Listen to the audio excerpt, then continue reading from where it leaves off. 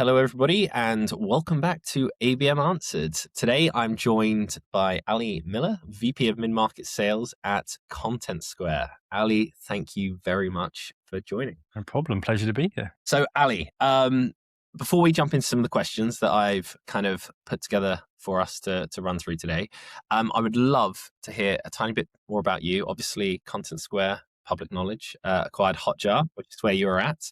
And also you were bossing it, as far as my research tells me, at Zero, which is my accounting software. Other accounting solutions are available for those listening.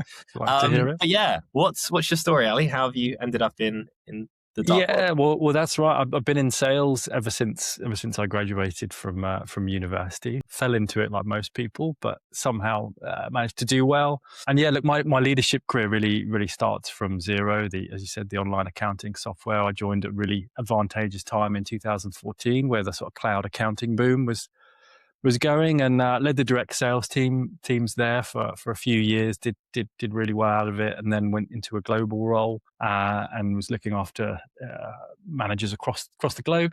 And then moved over to Hotjar. Was in a fully remote world after the pandemic, and that's where I started working with a proper PLG motion, and scaling up that sales team from the initial product-led and a couple of salespeople we had into more of an outbound motion with a bunch of salespeople and some SDRs and RevOps, and working closely with marketing and product. And during that time, we got acquired by ContentSquare, and now we're all sort of brought together, and I find myself as VP of Mid-Market Sales for EMEA. Nice. We've got the whole gang together now then. Correct. Yeah. Awesome. Well, Ali, you've kind of teed up the first question very nicely. Going into it. So the first challenge that I kind of want to discuss is account focus versus execution. So obviously, I used to work as a builder a long time ago, and one of the favorite phrases on site was, theory is a wonderful thing, but it never works in practice, right? And it's the same with kind of building an account list, right? So when your teams or you as a team focus on kind of a small number of high value accounts that you want to go after, where do you think execution mainly breaks down? Yeah, I think really what you'll find is, well, at least what I've seen happen before in the earlier days, is you create this list of high quality accounts that you want to go after. And you pretty much treat them the same. You just call them more, or you email them more, and actually don't really tailor anything to their needs. Just because we've identified as a high priority account kind of means nothing. And really, if we're doing things properly, we need to be looking for signals from them. We also need to be doing everything we can to find context. I think that's the big thing for me. The big change throughout my career is not only do the customers or the prospects have more context on us than ever, we now also have more than them, and the use of AI throughout has only made that increase. So I would say that's the biggest thing where execution breaks down for me, is where we don't take advantage of all that technology we have around us to really try and produce messaging that really lands with an account as to kind of where they are. Nice. And what just on that, and I think it's so true, it's where does that sit in your opinion? Maybe not at ContentSquare as such, but like, whose responsibility do you think it is to, I guess it's account scoring, right? And like lead scoring, like how much involvement as you as sales do you have involved with that, the kind of matching, and how much should like marketing take responsibility for? Yeah, like I think it clearly has to be a joint marriage to decide what your ICP is and who you're going to go after. And I'm sure we'll talk more about where should you prioritize within the funnel. But I think the answer is it's all important, right? And you all need to be aligned on what the metrics are for success. So I think it involves everyone. I think the unsung heroes really are either the sales ops or the RevOps or the marketing ops team, who can really help you kind of stitch that stuff together, and the ones who, if you bring in a tool, will actually make it work for you. And that's where we've seen some successes using some of the cool stuff that's out there to really be able to get you some proper insight on accounts, as opposed to just using Google or maybe the Yellow Pages back in the day. Cool, that big slab, like an Argos catalog. Go on, cool. Exactly. Shout out RevOps. That's nice. Yeah. Little shut up. Challenge two, and yeah, I did jump the gun a little bit, but is around prioritization versus action, right? So I've kind of somewhat touched upon the question there, but what do you think is harder for reps, knowing which accounts matter the most, or knowing actually how to engage them once focus is agreed? Like, what's the biggest? I would call it like a mental block in my head. Yeah. Yeah. Look, in my experience, I think like prioritization generally can be good enough. Like you can find any indicator that's publicly available to know what account might be a good account. The difficulty for me is knowing how do you stand out. Yes, like I know I just said, we got more information than ever on prospects and what they're doing, but actually so does everyone else. So how do you really make sure that you cut through the noise and engage with the customer or a prospect account? Yeah. Go ahead. I was going to say, sorry, just on that, do you find like it in marketing, it'd be like it's very easy to go back into like the nice work. Oh, I'll just do a bit like back to the theory, right? I'll just do a bit more like tweaking of the scoring system, ordering, and I don't know.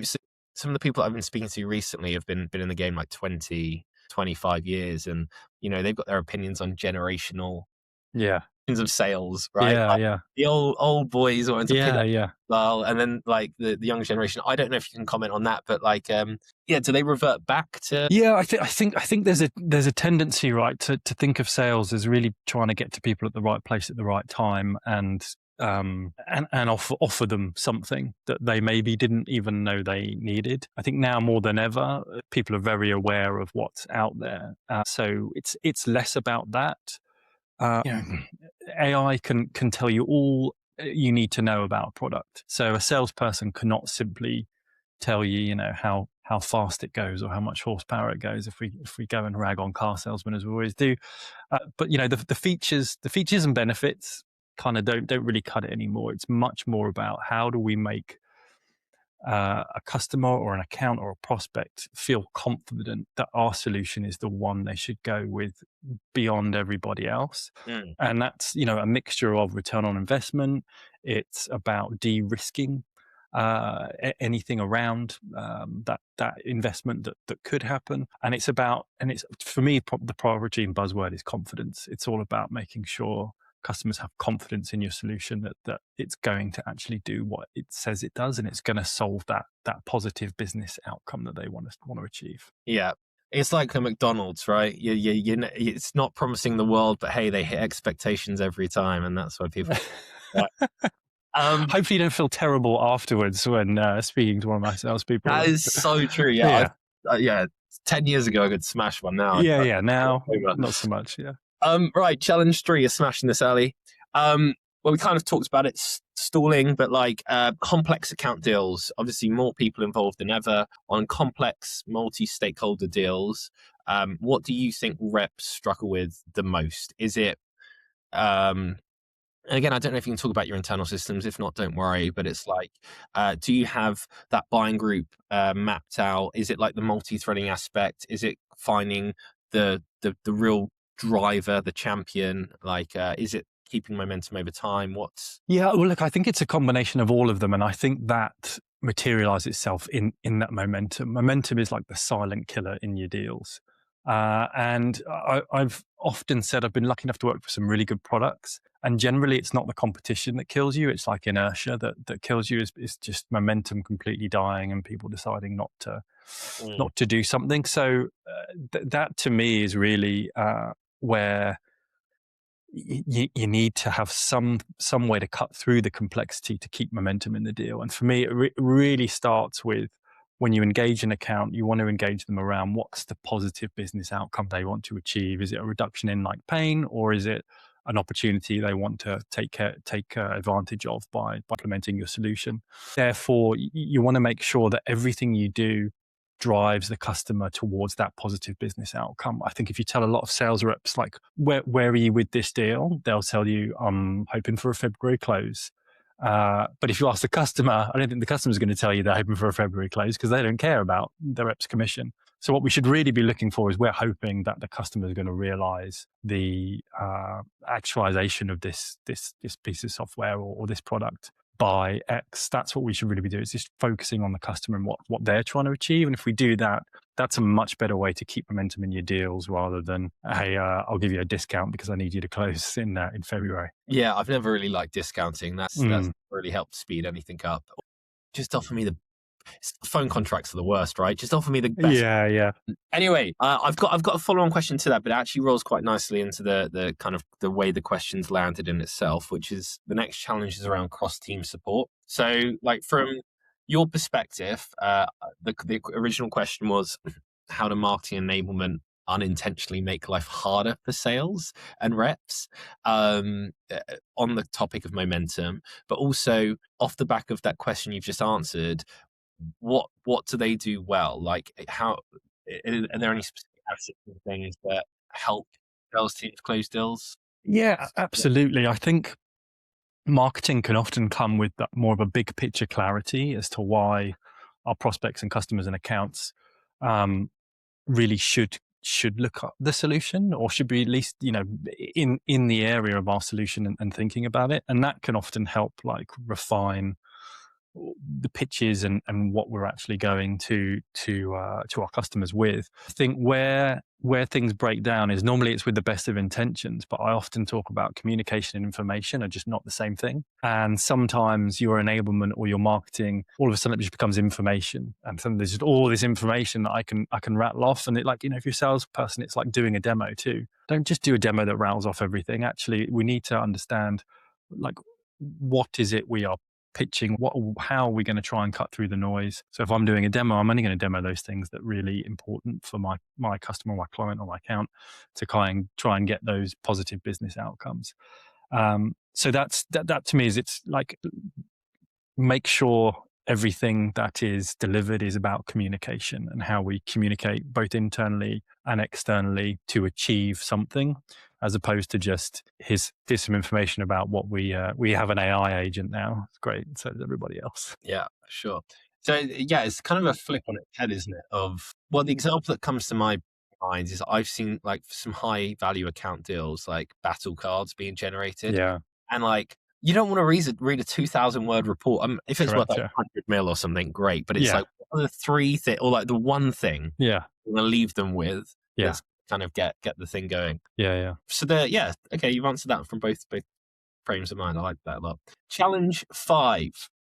Effective practice. So, how are you, I guess, or if you could safely pressure test how your team handles high value accounts before going live? And again, that could be actual going live or just before a big pitch.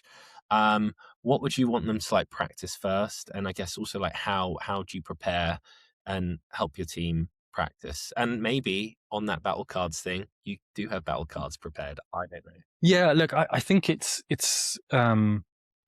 there's a number of things, right? And I think actually when you get into the account, you can, depending on how big the account is, there's numerous different people you can approach. And obviously if you start at the bottom and work your way up, you at least are able to refine your pitch a little bit as you get more and more information. You want to be in that circle of perpetual beta of consistently refining what you're doing. One thing we use some basis of command and message at ContentSquare.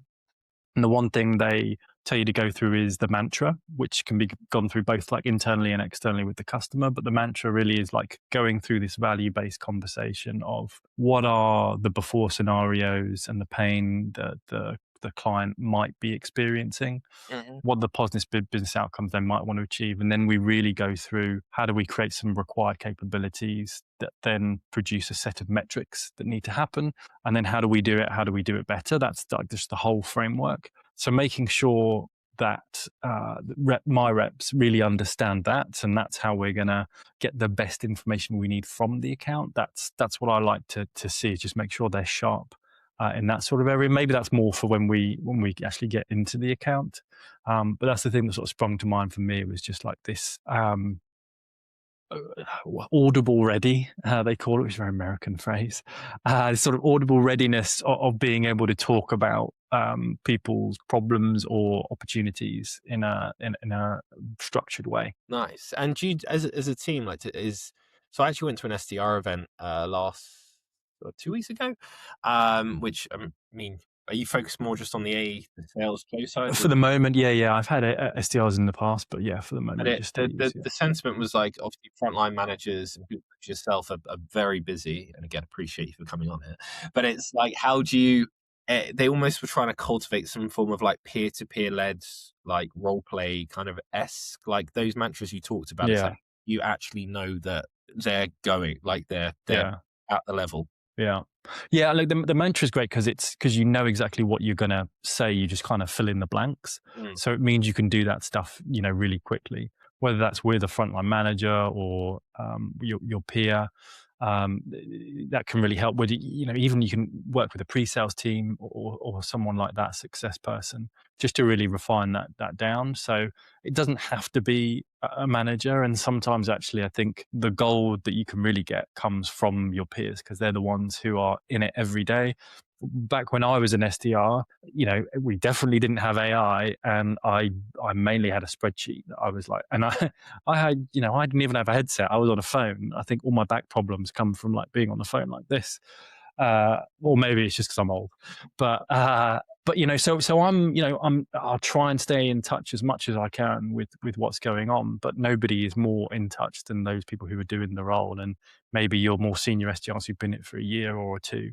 They're the ones who actually have like all the gold in the world to be able to pass on to other SDRs. So I think that's it's a really important thing to do, that peer-to-peer review. Yeah, it's nice. It kind of fosters some form of culture as well, Mm, in the trenches together. And yeah, and funnily enough, even on spreadsheets, the world still ran. I saw something the other day of of course, yeah. the Romans built the Colosseums without Microsoft Teams. Like what? Yeah, still so true. Right, Yeah. Ali.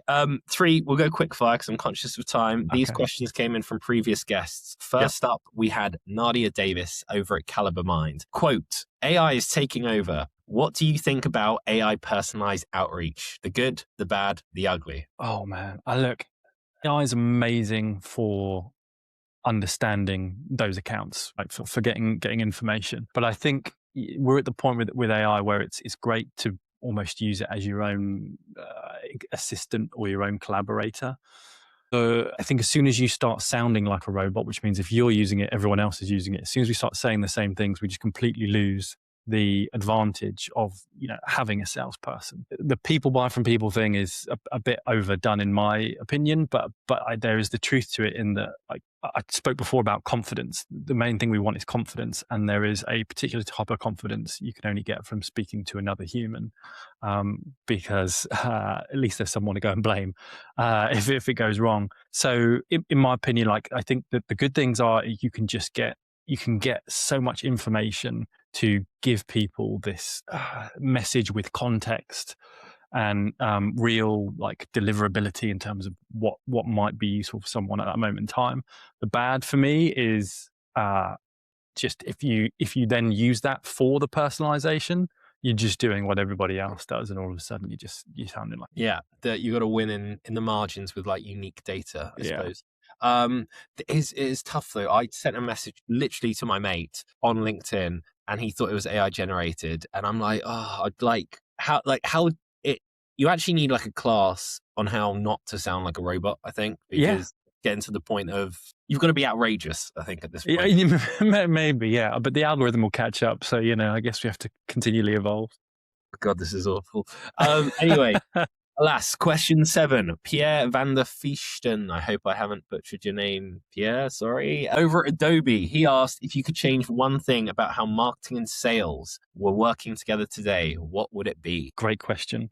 I think marketing and sales, from my experience, you review the funnel together a lot. But in my experience, what happens is you review the top of funnel a lot, and actually the bottom of funnel, because that's a lagging indicator. It takes longer to pop out. It kind of Mm, almost gets forgotten, but it's the main thing, in my opinion. And I'm sure in the company's opinion, it would be. So what I would like from my perspective is that sales and marketing really try and take that whole funnel approach, but realize that revenue is the main goal and yeah. not just the responsibility of sales. It's the responsibility of everything. I think sometimes marketing teams, God bless them, they think about the top of the funnel. I've delivered X amount of leads or X amount of signals. Now it's sales' jobs to take care of the revenue. And actually, there's a quality control thing you've got to do throughout the whole funnel. Yes, sales certainly need to take accountability for that half, but that doesn't mean marketing should take no accountability.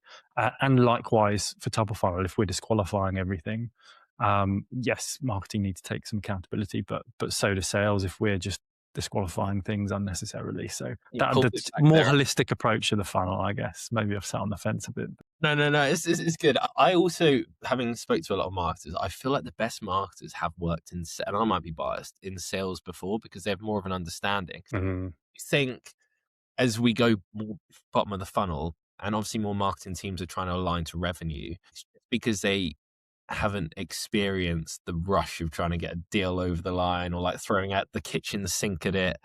Likewise for sales, maybe you guys should try running some ads. I don't know. Like, do you think that might be it? totally. Yeah. Absolutely. I think that's a really good point. One of the things I'm quite keen on is trying to have my teams like live in our customers' world and really understand like how do our customers make money, how do they transact, and how do we help them. We should also think about that internally, like how do our other functions like view success and what did they go through so we can really understand it. It's a hard thing to do, but I think there'd be great benefits from that for sure. Yeah, Lord knows how you pull it off, but hey. Yeah. Next question and final question from our guest came from Jen Lieber at Rhythm, the legendary Jen. She asked, which sales plays are driving the most success and why? And she is a VP of marketing, I think. So see, she's in sync with the Excellent. Yeah, she's a good one. What sales plays? Like two spring to mind. I think the first one is as it has always been, but it's just this idea of like the value-based conversation and not an over reliance on the demo. The best sort of play for me is not standardizing your demo, but understanding your product enough that you can have a valuable conversation with someone about what they're trying to achieve. And yes, you can pick out parts of your solution and show them. You absolutely should be doing that, but not standardizing your demo. So I don't know how much that's a play as opposed to just a tactic, perhaps. But for me, that's something that if a salesperson gets that, then you're much better at kind of being able to use all of the ammunition that marketing give you. Is you don't need to use everything for everyone, I guess is what I'm trying to say, is just having that It's a defined. really, really good point because I think we can get caught up in our own work with what we do, whether you work on sales and marketing and you want them to use it and friction. If things go wrong, it's like, oh, well, they're not using such and such. Whereas if it's great sales advice and marketing advice, if you see the whole sales interaction as like a series of conversations, I guess, right? And it's Mm. like, hey, that takes the leads. And hey, we do have a deck, but I'm not scrambling because I see it's 10 past to get my deck up and show you. Yeah. Ruins the actual conversation if Yeah. conversation is the main thing. Yeah. Um, And look, I would say a second one as well, because I know we're rushing for time, but I think being able to land and expand has never been more prominent. Like companies are more and more risk averse these days, and especially see it in the mid market. If your product allows you the ability to be able to land with something and then expand them over time, and if you have confidence in your product, it's a great motion. Like the temptation is always to go out and get the biggest deal possible, but actually, if you the hardest thing, right, is getting in the door. Once you're in the door, if you can expand over time, and this is, maybe I'm taking people out of my profession, but you don't even necessarily need a salesperson to do that second part. The salesperson does the hard bit of landing. Actually, if you let your product do the talking, if you let your marketing team handle the communication, that expand can be done without a real person because they've already spoken to a real person. They know this company's full of real people. It's not a scam. They're confident in the solution. And then if you get the right signals, they're using it and enjoying it. And then there's signals that tell you this person's ripe for some expansion here or a cross sell. That is something that I'm seeing more and more become like a very viable way of getting your deals bigger, but have, you've got to take a time lapse approach over there, of course. Says spoken like a true, well, ex Hotjar veteran. I Yeah, think maybe that's I the product led smashed it. growth. Yeah, he has smashed it. Yeah.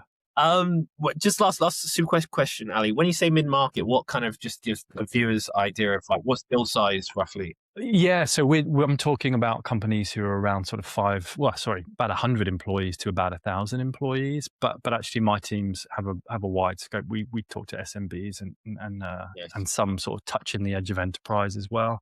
Typically, that the place where we live is sort of that 20 to 40, 50K deal. But we'll also do those smaller ones for those agile, more SMB type companies, but who have a Nice. lot of traffic. And we'll also, we'll get up into the 100Kers where we're sort of touching enterprise too. So we're Yes, covering everything. We'll take it. We'll take it all. the title doesn't do you justice enough. Correct. All right, Ali, final question. Do you have a question for our next guest? And I am interviewing a flurry of salespeople, but of course, I have the army of marketers if you want to throw one back at them. Okay. I had a couple, and I'm just checking my list to see what might be the most relevant to what I talked about.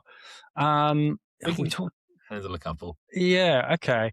I mean, I suppose I don't know whether it's too similar to the question somebody asked, but I think like how do you use AI to make sure that it's personal and not just doing what everybody else does? And then I think my other question, if I can ask two, and maybe you can just use one.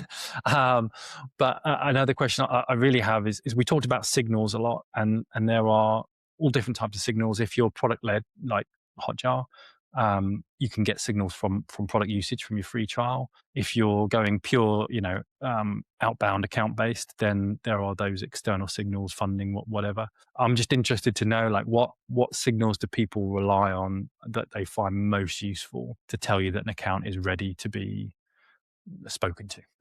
Great question. And I think both your questions kind of actually amalgamate together. One feeds the other. Sure. Yeah. So it's a good set. Ali, thank you so much for joining. No problem. Thank you so much. Cool.